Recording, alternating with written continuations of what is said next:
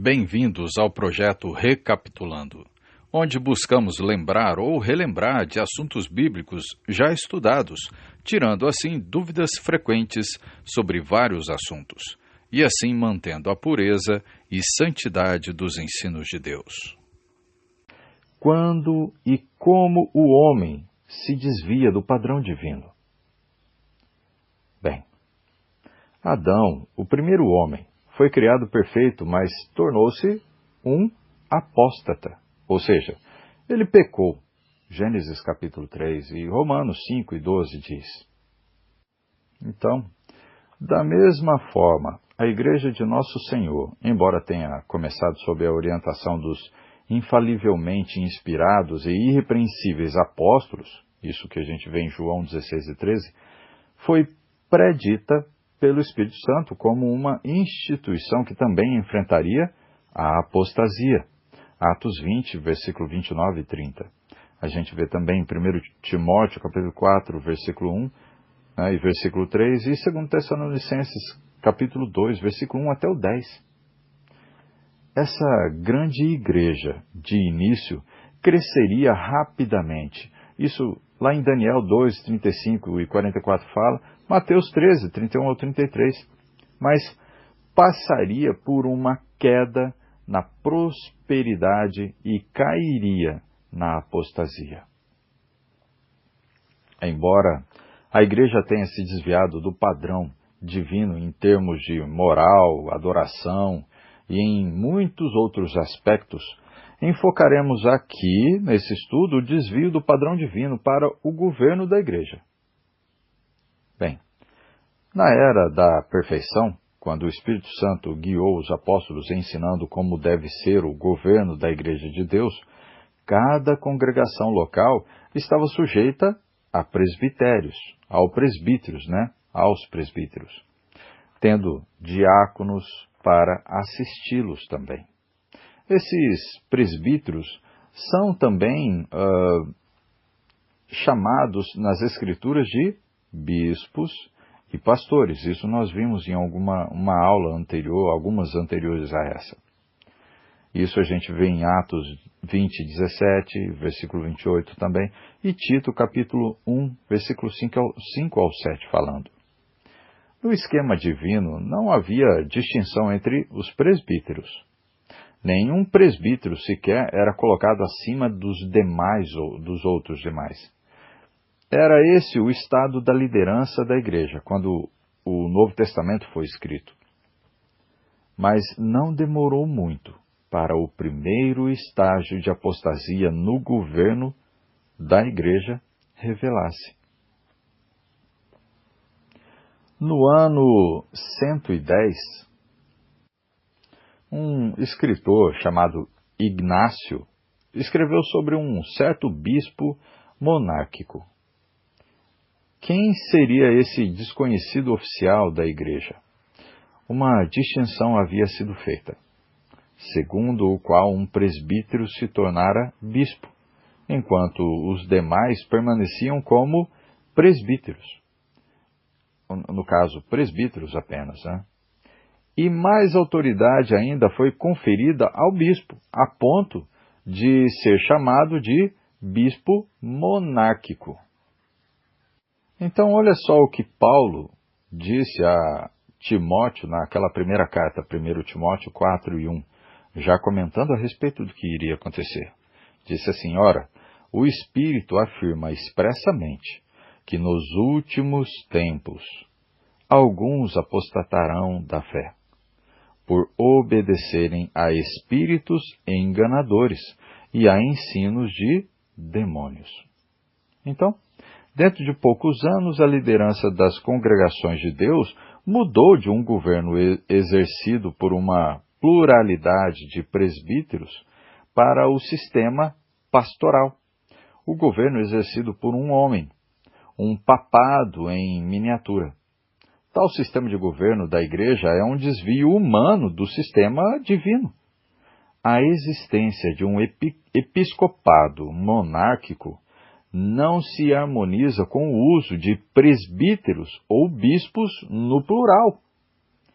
Até a Igreja Católica admite esse primeiro desvio do registro escrito do Novo Testamento. O historiador católico romano George Steinbeck, em A História da Igreja Católica, disse o seguinte, no escrito dele. Disse assim: está nos escritos de Santo Inácio, que encontramos primeiramente as 3 ordens distintas de bispos, sacerdotes, que no caso são presbíteros, e diáconos, como já existentes. Sem dúvida podemos crer na instituição deles pelo próprio Senhor, mas só podemos confiar nossa crença na tradição da Igreja e não nas palavras do Novo Testamento, pois nele não encontramos essa distinção.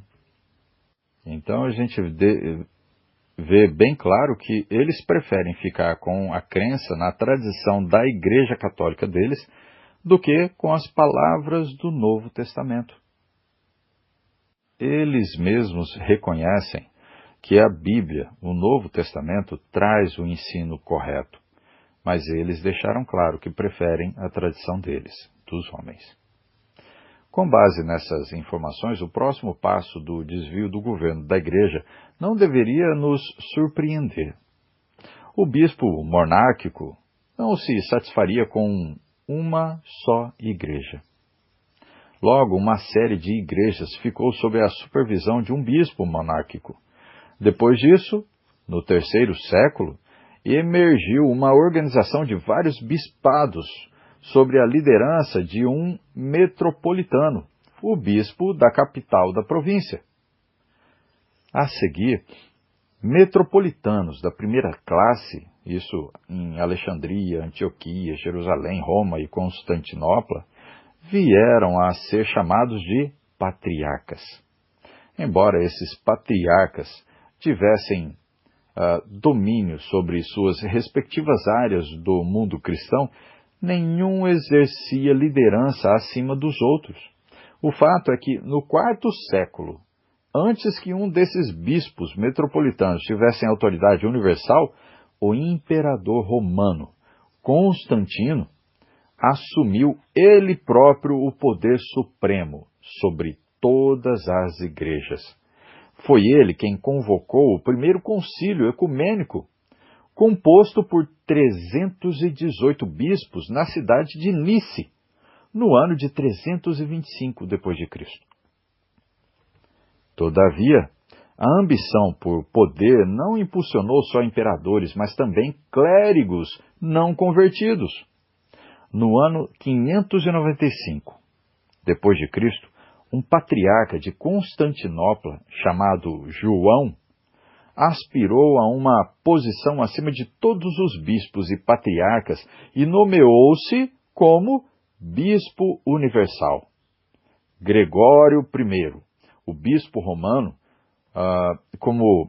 ficou expressamente furioso e escreveu ao imperador, dizendo assim: eu, de fato, confidencialmente afirmo que aquele que chama a si mesmo ou aspira a ser chamado sacerdote universal, essa pessoa, em seu vão entusiasmo, é o precursor do anticristo, porque através do seu orgulho exalta-se acima dos demais.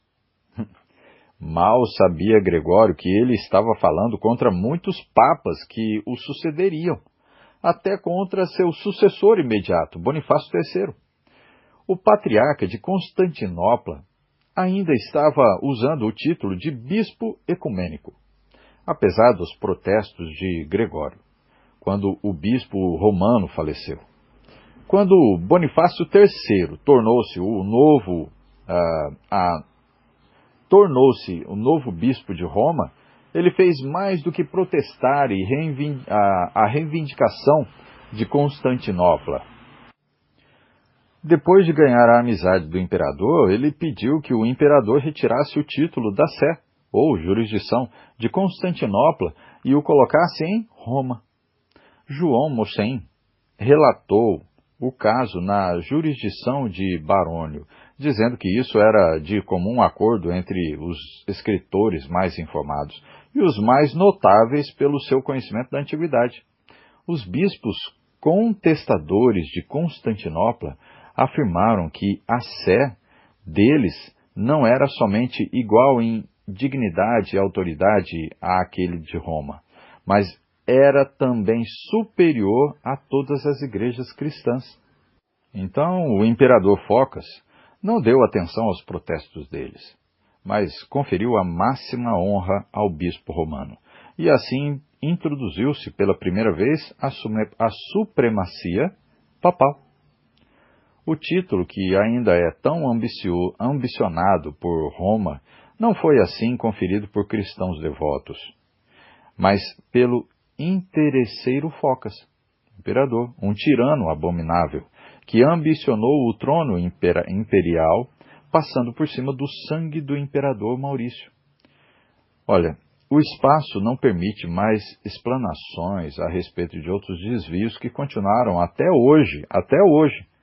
Basta dizer que a apostasia veio e cessou exatamente como os escritores inspirados profetizaram no Novo Testamento. Então, concluindo, se o Novo Testamento não for a base, o padrão de vida cristã, não seremos reconhecidos por Deus, não seremos salvos por Cristo. Viveremos então uma vida em desacordo com a palavra de Cristo, em desacordo com os ensinos que Deus deixou pelo próprio Espírito Santo a nós. E dessa forma, nós não chegaremos à salvação e não conheceremos, não entraremos na terra prometida que Jesus prometeu a nós, viver nos céus com Deus. Que Deus abençoe a cada um de nós e nos conceda compreensão verdadeira e uma vontade ampla de manter o padrão divino, para assim mantermos o padrão da igreja que Cristo trouxe no primeiro século a nós. Que Deus abençoe a todos. Amém.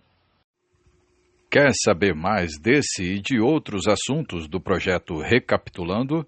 Se inscreva e clique em notificações e assim receberá avisos de novos estudos bíblicos. Que Deus abençoe a todos, em nome de Cristo. Amém.